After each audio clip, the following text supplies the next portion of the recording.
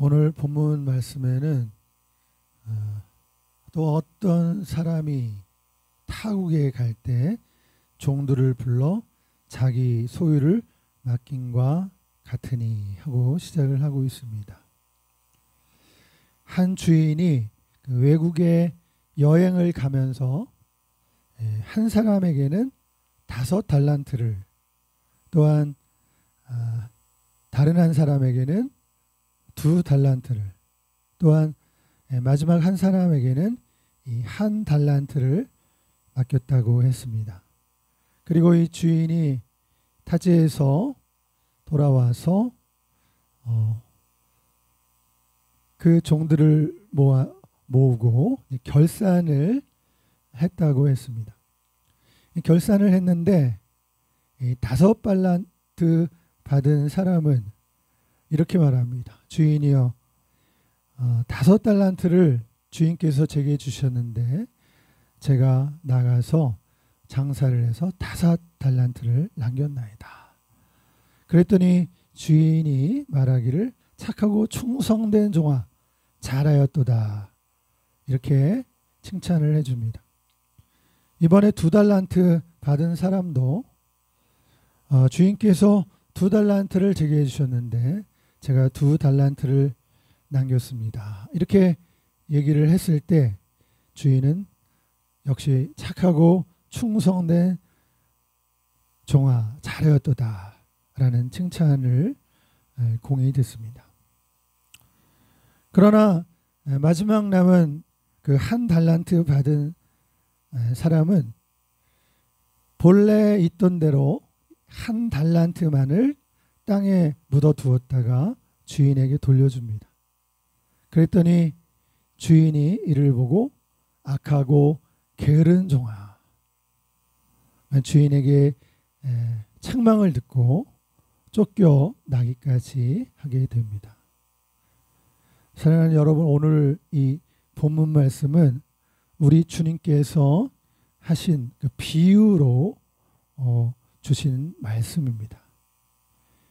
여기에 보면 이 주인이 바로 하나님 아버지를 말씀하고 있는 것을 볼 수가 있습니다. 오늘 여기에 보면 이 5달란트와 2달란트 받은 사람이 공히 하나님의 칭찬을 듣고 이 1달란트 받은 자는 심한 책망을 듣고 쫓겨나기까지 하는 것입니다. 오늘 이 달란트 이 비유를 통해서 주시는 교훈이 있습니다. 먼저 여기 보면 이 주인은 5달란트 받은 자도 적은 일에 충성하였다 이렇게 말하고, 또 2달란트를 받은 종에게도 그가 2달란트를 남겼을 때 먼저의 종은 5달란트를 받고 5달란트를 남기고, 또 두 번째 종은 2달란트를 가지고 2달란트를 남겼을 때 칭찬해 줄 때 주인이 한 말이 있습니다. 그것은 바로 둘 다 적은 일에 충성하였다라고 하는 것입니다.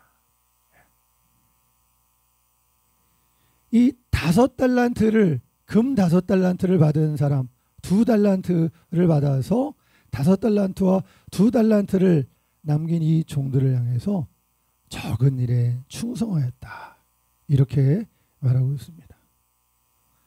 앞서 말씀드린 대로 이 주인은 바로 하나님을 뜻하고 있는데, 여러분 이 교훈을 통해서 우리가 첫 번째 얻게 되는 교훈은 하나님 앞에는 다 적은 일이다라는 것입니다. 사람들이 볼 때는 5달란트 받은 사람을 볼 때 아주 많은 것을 받았다라고 말할 수 있습니다. 2달란트를 받은 사람에게도 그래도 적지 않게 이 사람도 많은 것을 소유했다라고 말할 수 있습니다. 여러분, 그런데 오늘 이 이야기를 통해서 5달란트를 가진 자가 5달란트를 남기고 2달란트를 가진 자가 2달란트를 남겼을 때 예? 주인 대신 하나님께서 말씀하시는 것은 예? 다 적은 일에 충성하였다 이렇게 말해요. 그들이 맡은 일은 다 적은 일이다. 하나님 앞에는 다 적은 일이다 라고 말하고 있는 것이죠. 제가 언젠가 외국에 단기 선교를 갔다 오고 비행기를 타고 이제 김포 국제공항에 내릴 때 예전 일이죠. 그때 비행기가 우리나라에 도착하기 전에 바다를 건너는 장면을 봤어요. 그리고 산을 지나가는 걸 봤어요. 그리고 나중에 이제 착륙을 해야 되는데 위에서 보니까 위에서 볼 때 뭐 아파트나 큰 건물들이 있고 집들도 있는데 근데 다 높낮이가 없는 거예요. 다 똑같이 보이는 거예요. 건물들이 다 위에서 보니까 높은 건물, 낮은 건물이 없는 거예요. 다 밑에, 다 아래에 그렇게 낮게 보이는 거예요. 그때 제가 이제 순간적으로 생각을 했어요. 인생이란 뭘까? 근데 우리가 이 인생을 살아갈 때 사람들이 이 세상에 살면서 자꾸 높낮이를 자꾸 따지는 것 같아요. 어떤 사람들은 좋은 아파트, 평수가 넓은 데 사는 아파트에 사는 사람을 부러워하기도 하고 또 자기가 그런 좀 부자로 사는 것에 대해서 어깨에 힘을 주기도 하고 또 좋은 차량을 소유한 것에 대해서도 또 어깨에 힘을 주기도 하고 예? 조금 더 공부를 했다는 것을 가지고 또 그것을 이렇게 사람들한테 알려서 자기를 피하라기도 하고 또 여러 가지 이 세상에서 일을 하면서 내가 더 잘했네, 내가 더 잘났네 이런 표현을 하고 그 모습을 보여주고 때로는 다투기까지 하는 그런 모습을 보면서 우리가 살아가고 있는데요. 잠깐의 시간이지만 그 시간을 통해서 우리 인생이 하나님 앞에서 다 도토리 기적이다. 오늘 하나님께서는 5달란트를 받은 종이나 2달란트를 받은 종에 대해서 그들이 충성해서 5달란트, 2달란트를 남겼을 때 칭찬을 했어요. 착하고 충성된 종이라고. 그러나 적은 일에 충성하였다라고 말씀하고 있는 것이에요. 사랑하는 여러분, 오늘 우리가 인생을 살다 보면 어떤 이는 왜 내게 하나님은 내게만 이런 어려움을 주셨는가? 왜 나는 왜 이렇게 지독히 가난한가? 나는 이렇게 부모를 잘못 만나서 또 공부도 제대로 하고 싶은 대로 마음껏 하지 못했을까? 여러분, 이런 모습을 가진 사람, 오늘 본문에 나오는 3번째 사람이죠. 왜 내게 1달란트만 주셨냐고 하면서 불평하는 사람의 모습을 봅니다. 근데 참 정말 놀라운 것은 불평만 하다가 내가 가진 게 안 좋다고 그리고 내 환경이 좋지 않다고 자기가 안 좋은 상황만을 강조하고 불평만 하며 살다가 세상에서 아무 일도 이루지 못한 채 추구하는 사람들이 있다는 것입니다. 그런데 우리 주변에 의외로 이런 사람이 많아요. 남이 가진 것에 대해서 관심을 갖고 상대적으로 자기가 너무 적은 것을 가졌다고 하면서 불평하면서 살아가는 사람들이 많이 있다는 것입니다. 참으로 안타까운 일이 아닐 수가 없어요. 그런데 그런 사람들은 아무 일을 이루지 못한 채 살아가는 그런 모습을 보게 되는 것입니다. 오늘 이 달란트의 비유 이야기를 통해서 주신 2번째 교훈은 여기 보게 되면 이 3번째 종이 주인에게 1달란트를 받지 않았습니까? 이 1달란트를 받은 이 종이 주인을 향해서 뭐라고 말하냐면 당신은 굳은 사람입니다 라고 말하는 거예요. 주인을 향해서 자기한테 1달란트 줬다는 거예요. 다른 사람에게 2달란트, 5달란트 주었는데 자기에게 한 달란트만 줬다는 거예요. 그래서 주인을 향해 당신은 굳은 사람이다. 이렇게 말하면서 당신은 심지 않은 데서부터 거두고 해치지 않은 데서 모은다고 합니다. 근데 주인이 이 말을 듣고 뭐라고 얘기합니까? 여기서 우리가 한번 우리 스스로에게 한번 묻습니다. 이 한 달란트 받은 이가 주인을 향해서 당신은 굳은 사람이다 라고 말했는데, 여러분 정말 누가 굳은 사람일까요? 한번 질문을 좀 해볼 필요가 있다고 봅니다. 주인이 정말 굳은 사람일까요? 아니면 한 달란트 받은 그 사람이 굳은 사람일까요? 자기가 굳은 사람일까요? 주인이 굳은 사람일까요? 여러분 정답은 자기가 굳은 사람인 거죠. 지금 이 종은 지금 경직되어 있어요. 굳은 사람이라는 것이 바로 그런 의미를 가지고 있는 거예요. 지금 이 한 달란트 받은 종은 경직되어 있어요. 그것을 어떻게 알 수 있습니까? 오늘 본문 말씀 오늘 25장에 24절 말씀이에요. 24절에 보니까 25장 24절에 보니까 이렇게 말하고 있어요. 한 달란트 받았던 자는 와서 이르되 주인이여 당신은 굳은 사람이에요. 심지 않은 데서 거두고 해치지 않은 데서 모으는 줄을 내가 알았으므로. 그 다음에 25절에 처음에 뭐라고 말씀하고 있어요? 두려워하여. 여기 보면은 한 달란트 받았던 종은 두려워했다라고 말하고 있어요.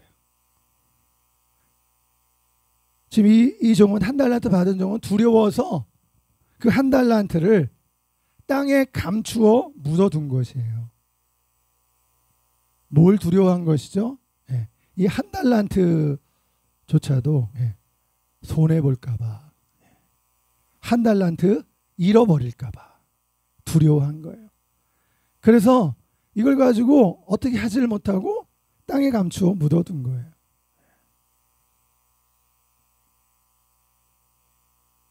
사랑하는 여러분, 하나님께서 5달란트냐 2달란트냐 1달란트냐 그 금액을 보시는 게 아니에요.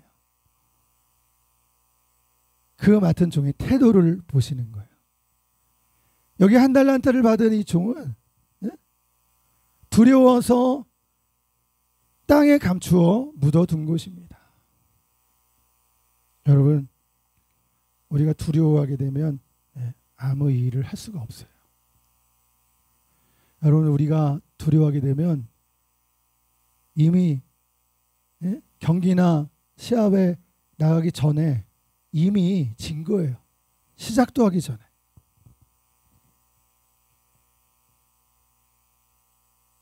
그런데 이 한 달란트 받은 사람은 지금 두려워하고 있는 거예요. 그 한 유명한 그 베스트셀러 이 작가가 어린 시절을 회고하면서 그런 얘기를 했어요. 친구와 싸운 이야기를 했는데 어떻게 싸웠냐면, 친구랑 싸우는데 주먹 다짐을 한 게 아니에요. 철길에 가서 기차가 오기 전에 먼저 일어나면은 지는 거예요. 그 싸움은 주먹으로 한 싸움이 아니에요. 기차가 괭 우물 그 소리를 내면서 저기서부터 달려오고 있어요. 먼 발치부터. 거기에 누워 있을 수가 있을까요? 먼저 일어나면 지는 거예요. 주먹으로 싸운 게 아니라 담력으로 싸운 이야기를 나누는 이야기를 들은 적이 있습니다. 여러분, 하나님은 성경을 통해서 그의 백성들에게 강하고 담대하라고 말씀하고 있어요. 여러분, 하나님께서 하나님의 백성을 훈련하는 방법은 독수리 훈련이에요. 독수리 훈련. 이 독수리는 새끼를 훈련할 때 예? 이렇게 시원찮은 그런 개울가나 예? 그런 조그만 데서 훈련하는 게 아니에요. 절벽 높은 곳에 이 독수리가 둥지를 트고 있는데 그 높은 그 산꼭대기에서 그 새끼를 밑으로 떨고 던져버리는 거예요. 이 성경에 보니까 그게 떨어지면은 그때 또 어미 독수리가 급강하를 해서 날개 위에 받는 이야기가 신명기에 나오고 있어요. 여러분 이 일을 몇 번 반복하다 보면 독수리 새끼가 자기 자신도 모르게 날개를 파닥파닥하면서 하늘을 나르는 창공을 나는 독수리가 되는 거예요. 창공을 날르는 그런 모습이 되는 거예요. 독수리는 그 새끼를 강하게 훈련을 시키는 거예요. 그래서 하나님은 하나님의 백성들을 독수리에 비유하고 있는 거예요. 그의 백성들을 향해서 하나님 강하고 담대하라 이렇게 말씀하시는 거예요. 강하고 담대하라. 두려워 말며 놀라지 말라. 내가 너와 함께 함이니라. 말씀에 굳게 서서 좌우로 치우치지 말라. 전쟁을 앞둔 여호수아에게 하신 말씀인 것입니다.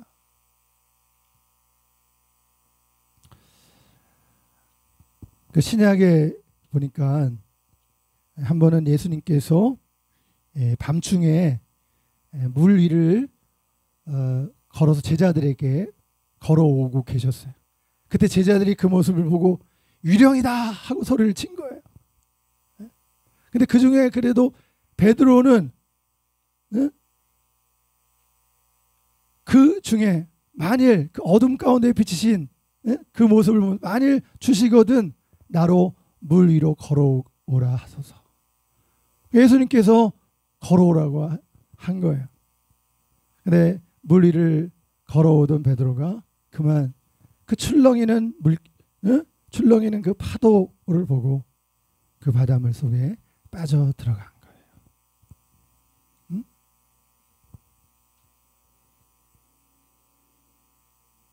여러분 신약성경 디모데후서 1장 7절에 보니까 하나님의 주신 마음에 대해서 사도 바울이 이렇게 전합니다.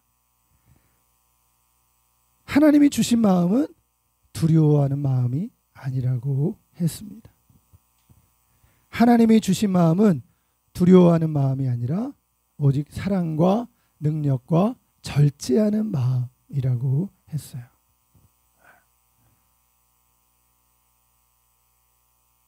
여러분 그런데 우리가 이 말씀을 우리가 다루기 전에 먼저 이 여기에 표현되어 있지 않지만은 여기에 숨겨져 있는 말씀이 있다고 생각을 해요. 그것은 뭐냐면 먼저 두려워하지 말라고 말씀하시지만 그 전에 먼저 말씀하고 있는 것은 그 전에 전제가 되어 있는 것은 뭐냐면 마땅히 두려워할 자를 두려워하라는 말씀이 거기 숨겨져 있는 거예요. 그 말씀이 뜻하고 있는 것은 뭐예요? 네. 천지를 지으신 여호와 하나님, 창조주 하나님, 이 세상 만물을 주관하시고 역사를 이끄시는 하나님, 우리의 주인 되신 하나님, 나의 주인 되신 그 하나님을 두려워하라는 거예요. 여러분 우리가 하나님을 우리가 섬길 때 성경에서는 하나님을 섬기는 방법에 대해서 한마디로 뭐라고 표현해요? 하나님을 경외하라. 경외하라 이렇게 말씀. 우리가 피조물인 까닭에 하나님이랑 우리는 동급이 아니라는 말이에요. 하나님은 창조주시고 우리는 피조물이잖아요. 그러므로 하나님의 백성은 피조물 된 하나님의 백성을 향해서 주시는 말씀은 하나님을 경외하라. 여러분 우리가 하나님을 사랑할 때에도 단순히 친구들과 같이 동급으로 사랑하는 게 아니란 말이에요. 하나님을 사랑할 때 두려워하는 마음으로 사랑하는 것이 하나님을 경외하는 것이죠. 그래서 하나님은 또 이 땅에 우리 부모님을 주셨잖아요. 우리 노아의 홍수 이후에 노아가 실수해서 옷을 벗고 잘 때에 첫째 아들, 둘째 아들, 그 노아의 첫째, 둘째 아들을 셈과 야벳은 뒷걸음질하면서 노아의 벗은 모습을 보지 않고 옷을 덮어주었잖아요. 그러나 함은 나가서 그걸 떠벌렸어요.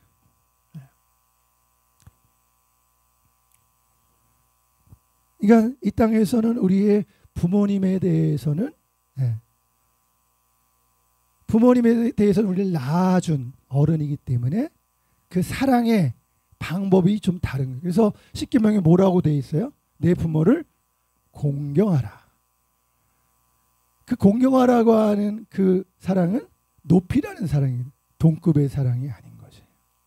그래서 하나님이 먼저 우리로 하여금 두려워하지 말라고 하시기 이전에 두려워할 자 오직 한 분이신 하나님을 두려워하라는 말씀이 숨겨져 있는 거예요.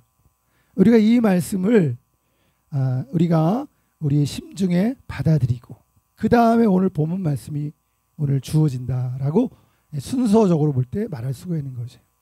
그래서 그 하나님이 우리에게 주신 마음이 두려워하는 마음이 아니다 라고 말씀하고 있는 거예요. 사랑과 능력과 절제하는 마음이다 라고 말씀하고 있어요. 여러분 요한일서에 보니까 요한일서 4장에 사랑 안에 두려움이 없다. 하나님이 주시는 마음은 사랑하는 마음이라고 했어요. 사랑 안에 두려움이 없고 온전한 사랑이 두려움을 내쫓는다. 그러나 두려움에는 형벌이 있다. 두려워하는 자는 사랑 안에서 온전히 이르지 못하였다라고 말씀하고 있어요. 하나님이 우리에게 주시는 것은 사랑이라고 했어요. 이 사랑이 두려움을 내쫓는다라고 했어요. 그런데 두려워하는 자에게는 형벌이 있다. 이렇게 말하고 있어요. 우리가 두려워하게 되면 안 되는 거예요. 그 다음에 또 능력을 주신 하나님이 우리에게 주신 마음은 능력이에요. 예수님의 보혈의 능력, 성령의 권능을 우리에게 주시는 거예요. 예수님을 통해서 우리에게 예수님이 십자가에서 우리의 죄를 사해 주시고 또 예수님이 우리에게 주신 능력은 마귀 권세를 이기는 능력을 주신 거예요. 할렐루야. 예수님이 우리에게 주시는 것은 참 생명이에요. 그래서 우리가 주님께 나아가 힘을 얻게 되는 거예요. 요한복음 4장에서 이 물을 마시는 자마다 다시 목마르거니와 내가 주는 물을 마시는 자는 영원히 목마르지 아니하리라. 예수 생명, 예수님이 우리에게 생명을 십자가에서 주셨고 또 날마다 시리에 빠져있는 우리에게 새 생명을 주시는 거예요. 능력으로 생명으로 함께 해주시는 거예요.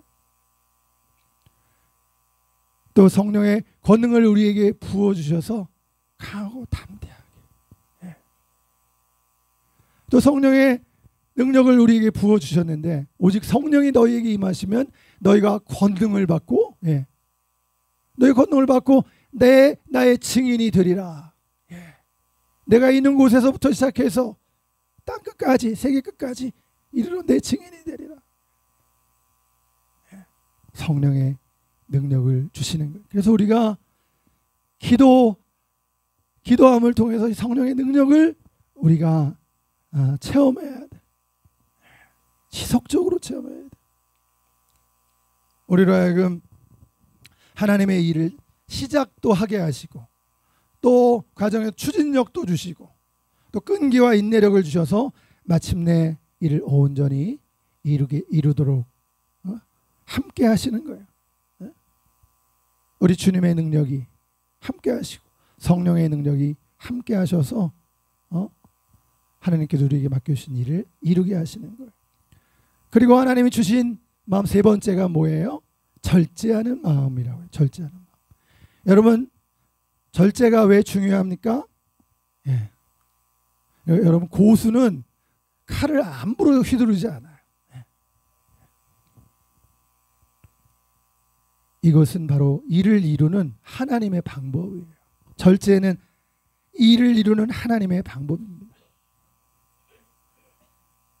함부로 칼을 휘두르듯 능력을 발휘하지 않아요. 필요할 때 적재적소에 능력을 쓸 줄 아는 것이 바로 절제요 온유인 것입니다. 그래서 하나님께서 불러주신 하나님의 일꾼을 향해서 사명을 가진 사명자에게 두려워하는 마음 대신에 능력과 사랑과 절제력을 주셔서 하나님께 주신 사명을 감당케 하시는 것입니다. 여러분, 끝으로 일을 이루시는 분은 누구세요?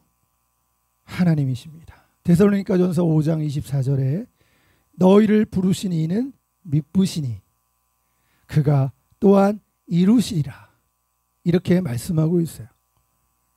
여기 보면 너희를 부르신 이는 미쁘시다라고 말하고 있어요. 미쁘시다 이렇게 말하고 있어요. 무슨 말입니까?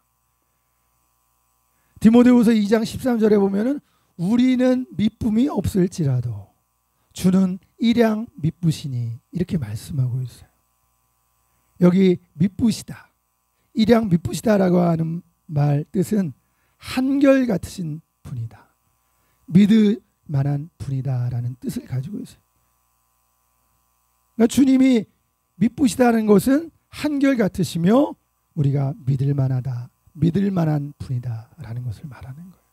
그러니까 우리를 일꾼 삼으신 그 하나님께서는 일양 미쁘시니까 우리를 불러주시기 때문에 우리에게 능력과 힘도 재료도 더하여 주신다는 것이에요. 우리를 일꾼 삼으신 그분은 미쁘신 분이에요. 한결같고 믿음직한 분이라는 것이에요. 우리가 이 세상을 살면서 정말 믿을 사람 없다라고 말하잖아요. 우리가 믿을 유일한 대상이 있다면 그것은 삼위일체 하나님만이 우리가 믿고 의지할 분이라는 사실. 그 하나님이 또한 이루시리라 이렇게 말씀하고 있어요. 여러분, 하나님이 이루실 것입니다. 여러분, 예수님도 겟세마네 동산에서 십자가를 지시기 전에 그 유명한 기도 있지 않습니까? 겟세마네 동산에서의 기도. 예수님이 기도하실 때 여러분, 예수님은 100% 하나님이면서 예수님은 100% 인간이에요. 예수님이 십자가 지고 싶으셨겠어요? 안 지고 싶으셨겠어요? 우리는 알 수 있어요. 예수님이 십자가를 지고 싶지 않으셨어요. 그 예수님의 기도에 이렇게 나타났잖아요. 할만하시거든 이 잔을 내게서 옮기시옵소서. 여러분, 이것은 우리가 쉽게 말하면 예수님 지금 십자가 지고 싶지 않다는 거예요. 지금 죽고 싶지 않으신 거예요. 물론 예수님께서 그 이후에 나의 뜻대로 마옵시고 나의 원대로 마옵시고 아버지의 뜻대로 되기를 원하나이다, 그런 기도를 예수님께서 들으셨는데,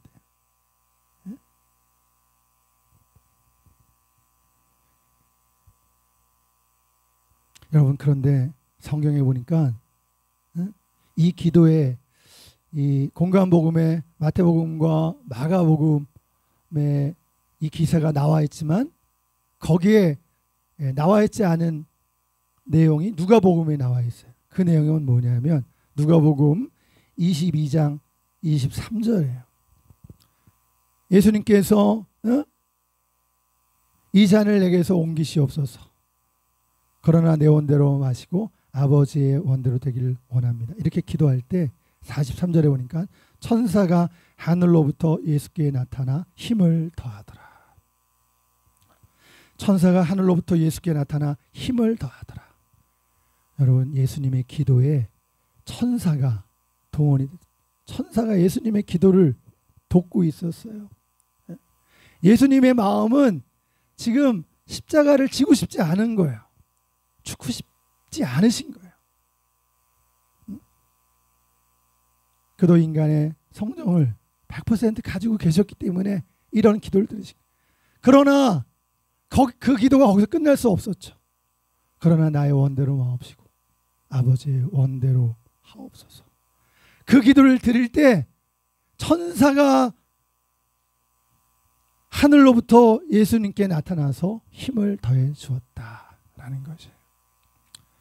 사랑하는 성도 여러분, 오늘 우리가 하나님의 일을 계획하고 일을 이루어 나갈 때, 어떤 때는 일을 할 때 참 죽기까지 싫을 때도 있어요. 이런 일을 해야 되나?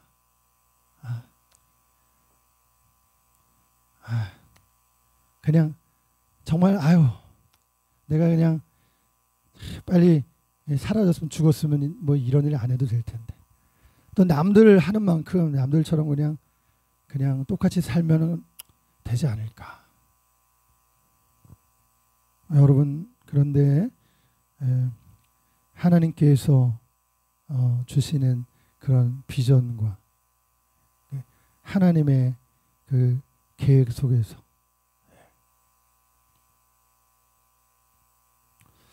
우리도 하나님의 일을 작정하고 나아갈 때 그냥 하기 싫고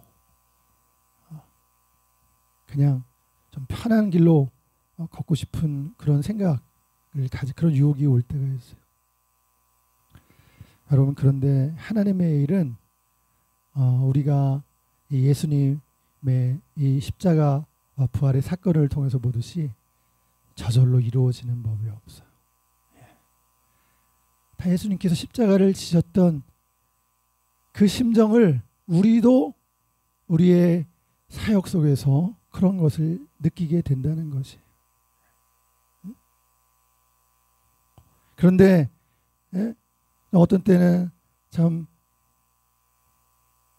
정말 죽을 만큼 별로 일을 하고 싶지 않을 때가 있는데 예수님께서 이 잔을 내게서 옮기시옵소서. 그러나 내 뜻대로 마옵시고 아버지 뜻대로 되길 원하나이다. 이렇게 기도할 때 천사들이 하늘로부터 나타나서 예수님을 도와주신 것을 우리가 보면서 우리 하나님의 백성들도 이게 여러분, 하나님의 일이라는 게 내 마음대로 됩니까? 절대로 되는 법이 없어요. 내 힘으로 됩니까? 되지 않습니다. 내 지혜로 되지 않는 거예요. 그 순간에 우리는 포기하고 싶어요. 그런데 우리가 기도하고 나아갈 때 예수님을 도왔던 천사들이 있었던 것처럼 천사들이 나타나서 하나님의 종들을, 하나님의 사람들을 도와주실 줄로 믿습니다.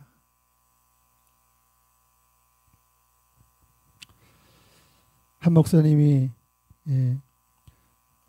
그 교회를 지하교회에서 섬기면서 사모님이랑 둘이서 교회를 시작을 했는데 6개월 동안 계속 사모님만 앞에 두고 설교를 하는 거예요. 어느 날 목사님이 낙심이 돼서 하나님, 제가 이 큰 교회에 있다가 하나님께서 주신 그 감동을 받고 이렇게 교회를 시작하라고 해서 새롭게 교회를 이렇게 개척을 하는데 어떻게 반년이 되도록 아무도 오지 않습니까? 저를 불러가시든지 이 교회를 지금 사역을 접든지 해야 되겠습니다.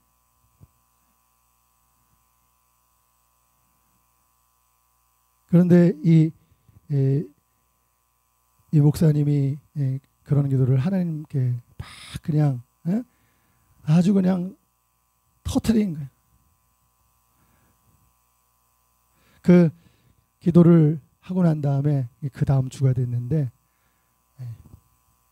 그 다음 주에 누구 한 사람이 머리를 띠끔하고 이렇게 문을 열고 들어오는 게 아니라 뭐 고개만 뻐끔하고는 들어오지를 않고 있더래요. 그때 이 목사님이 그게 지금 뭐 하고 있냐고 고개만 빠끔해서 되겠네. 들어오라고 큰 소리를 쳤는데 그 사람이 들어오게 됐다고 그래요.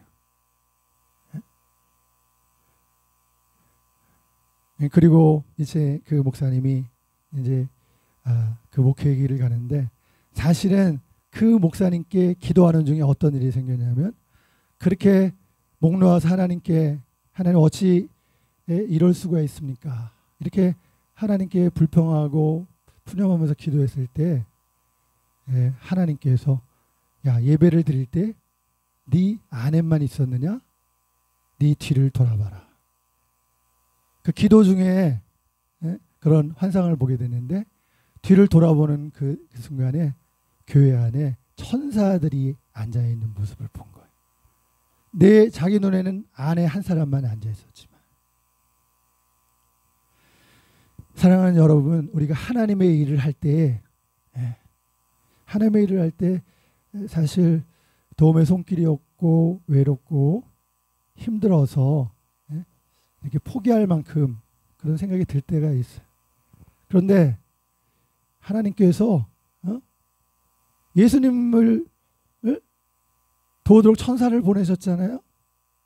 하나님의 백성을 통해서도 하나님께서 천사를 보내주실 줄로 믿습니다. 믿음을 가지고 오늘 우리에게 주어진 사명의 길, 사역의 길을 가시는 우리 모두가 다 되시기를 축원드립니다. 기도하겠습니다. 하나님 아버지 오늘 주시는 말씀을 통해서 하나님은 일꾼 하나님의 일을 맡은 사명자의 태도에 대해서 말씀하고 계십니다. 일의 크기나 분량에 상관없이 충성할 것을 말씀하고 있습니다. 마음을 굳게